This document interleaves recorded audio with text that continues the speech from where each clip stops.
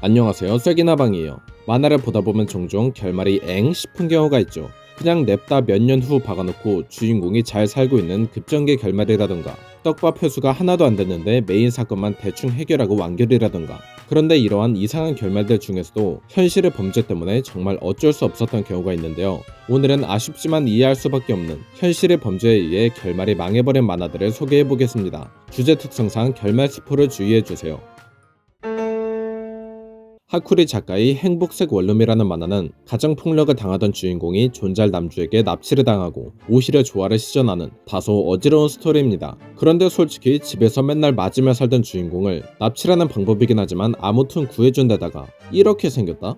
심지어 무지성 알콩달콩 러브코가 아니라 나름 진지하게 관계에 대해 서로 고민하는 아슬아슬한 감정선이 일품인 만화라서 생각보다 유괴범의 편을 드는 독자들이 많았어요. 그래서 사람들은 이들이 과연 경찰의 눈을 피해 둘이서 행복하게 잘 사는 결말을 맞을 수 있을까 가슴을 졸이며 보고 있었는데, 이와 비슷한 사건이 현실에서 일어나 버렸습니다. 나카노 여중생 납치 감금 사건. 납치범이 피해자에게 너가 버려져서 내가 구해준 거다 라고 세뇌를 시켰으며, 피해자가 인터넷이 가능함에도 신고하지 않았고 외출이 가능함에도 도망치지 않았던 사건이죠. 피해자의 태도도 택배기사를 웃는 얼굴로 맞이한다던가, 구해진 후 가족을 맞이할 때도 그냥 웃으며 손을 흔들었다던가, 마치 피해자 같지 않다며 화제가 됐었습니다. 아무래도 이 사건이 한참 뜨거울 때 연재됐던 행복색 원룸은 이 실제 사건을 모티브로 한 게 아니냐는 논란을 피해갈 수 없었죠. 작가는 절대 아니라며 부정을 했지만 이러한 상황 속에서 납치범과 피해자가 둘이서 같이 잘 사는 결말을 내놓기는 어려웠어요. 안 그래도 범죄 미화인데 거기에 실제 사건까지 겹쳤으니까요. 결국 만화는 납치범이 여주의 가정폭력 피해 사실을 밝혀내지만 체포 과정에서 저항하던 여주의 엄마가 경찰의 총을 뺏어서 납치범을 쏴버리는 조금 어이없는 남주 사망 엔딩이 나버립니다. 아니, 체포되는 과정에서 경찰의 총을 뺏어가지고 남주를 쏴? 전혀 개연성도 이유도 없는 결말이죠. 작가는 이러한 결말에 대해 따로 별다른 언급을 한 적은 없어 정말로 결말을 수정한 것인지 알 수는 없지만, 저는 개인적으로 스토리를 너무 잘 풀어나가던 것에 비해 갑자기 꼬라박은 결말이 너무 어색하다 느껴졌어요. 그러다 나중에서야 현실의 사건을 알고 난 뒤 어쩔 수 없는 작가의 선택이었구나 하는 생각이 들었습니다. 사실 현실적으로 보자면 납치범이 죽고 여주의 엄마가 체포되고 여주가 혼자 살아가는 최대한 논란이 없을 만한 최선의 결말이기는 하거든요. 신세계 에반게리온의 후반부는 원래 지금처럼 주인공이 심리를 비춰가며 철학적이고 모호한 이야기를 하는 스토리가 아니었습니다. 원래 정해져 있던 스토리는 뿌렸던 떡밥들을 회수하며 세계관에 대한 비밀을 밝히고 사도라는 악당과 맞서 싸우는 조금 스케일이 큰 메카물 정도였죠. 하지만 에반게리온이 방영되던 당시 일본의 옴진리교라는 사이비 단체의 살인가스 테러 사건이 벌어졌었습니다. 많은 사상자가 나왔고 사회적 파장도 컸었죠. 그런데 원래 에반게리온이 후반부에서 풀 예정이었던 세계 멸망, 인류 재편과 같은 내용들이 옴진리교의 사상으로 위험하게 해석될 여지가 있었습니다. 결국 제작진들은 어쩔 수 없이 원래 시나리오를 버렸는데 엎친 데 덮친 격으로 예산마저 부족해졌죠. 결국 원래 하려고 했던 세계관에 대한 이야기와 화려한 메카 액션씬 대신에 주인공의 불안정한 심리를 독백으로 정적이게 풀어내다가 결말에서 극복하고는 주변인들에게 축하를 받는 많이 난해한 전개와 허무한 결말을 냈어요. 물론 이 피폐하고 철학적인 전개를 더 좋아하는 사람도 있지만 결말까지 보고 나면 솔직히 이게 뭔 만화인가 싶습니다. 메카물인 줄 알았는데 세계관에 대한 비밀이 엄청 복잡하게 숨겨져 있는 것 같았는데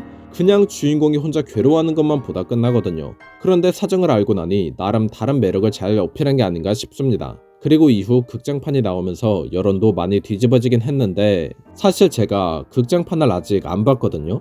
신세계 에반게리온까지만 본 입장에서는 현실의 범죄 때문에 결말이 망해버린 만화 라는 주제에 부합한다고 생각하는데, 극장판까지 보신 분들은 어떻게 생각하시나요? 댓글로 의견을 남겨주시면 읽어보고 극장판도 한번 봐보겠습니다.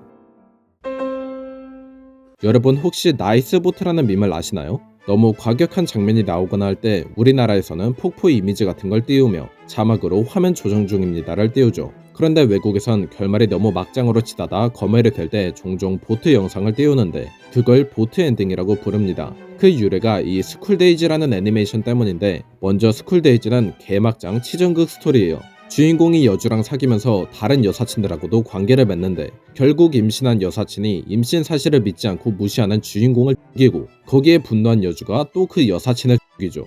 마지막에는 여주가 주인공이 목을 안고 요트를 타 이제 둘뿐이네요 라고 말하며 결말이 납니다. 그런데 이 마지막 화가 애니메이션으로 방영되기 단 하루 전 교토에서 16세 여성이 자신의 아버지를 도끼로 살해하는 사건이 보도됐어요. 아버지 여성 관계가 복잡하다는 이유였죠. 그런데 이게 스쿨데이즈의 결말과 유사한 점이 많아 사건이 보도된 바로 다음날 방영하기에는 조금 무리가 있었습니다. 그래서 어떻게 됐냐? 오프닝까지는 원래대로 TV에 송출이 됐는데 오프닝이 끝난 후 갑자기 보트가 나오는 실사 영상과 함께 바흐의 지선상의 아리아가 흘러나왔어요. 그리고 당시 그걸 실시간으로 지켜보던 포첸 커뮤니티의 한 익명 유저가 이렇게 반응했죠.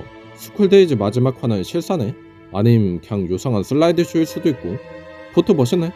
그렇습니다. 이미 TV에 편성된 거 뭐라도 내보내야 하니까 그냥 보트 영상에 음악을 넣어 내보낸 거였어요. 그런데 이 Nice boat. 라는 뻘하게 웃긴 반응이 밈이 된 겁니다. 이건 뭐 원래 결말 자체가 어지러워서 망해버린 결말이라기보다는 결말이 사라져버린 경우인데 현실의 사건 때문에 만화가 검열된 워낙 유명한 사례라 한번 넣어봤습니다. 앞서 소개했듯 작품이 실제 범죄와 연관돼 결말이 조금 억지스럽게 수정되는 경우도 있지만 아예 작가 본인이 범죄와 연관되어 버리는 경우도 있습니다. 심지어 엄청 많아요. 여중생 성추행 혐의를 받은 미츠키 타치야 작가의 액터주의 경우에는 그냥 바로 연재 중단이 나버렸고, 아동 음란물 소지 혐의를 받은 와츠키 노부히로의 바람의 검심은 잠깐의 휴재 후 다시 평범하게 연재를 이어갔죠. 그중 결말이 바뀌어버린 사례는 미성년자 원주교제 혐의를 받은 시마부쿠로 미치토시의 출동 세기말 리더 다케시가 있습니다. 이 만화는 태어날 때부터 수염을 단 채 말을 하면서 태어난 좀 괴상한 주인공이 리더가 되기 위해 싸우고 성장하는 개그 만화인데요. 갈수록 판타지 배틀물이 돼가는 원래도 좀 산으로 가던 만화였는데 작가가 구속된 후 2년 뒤에 복귀하여 에라이 이거 그냥 끝내버려야겠다 싶었는지 갑자기 주인공이 세계 멸망급 우주적 존재와 싸워 결국에는 이기고 지구를 구하는 결말이 나왔습니다. 이게 뭔 어이없는 결말인가 싶지만 이렇게 완결해낸 작가의 다음 작품이 바로 토리코입니다. 갑자기 납득이 가죠? 이미 망한 거 그냥 대충 끝내고 토리코를 낸다? 출동 세기말 리더 다케시를 좋아하던 독자에게는 여러모로 실망감이 클 수도 있겠지만 한국에선 거의 알려지지도 않은 작품이니 우리 입장에선 그냥 잘 끝낸 게 돼버렸습니다. 말하자면 잘 망한 거죠.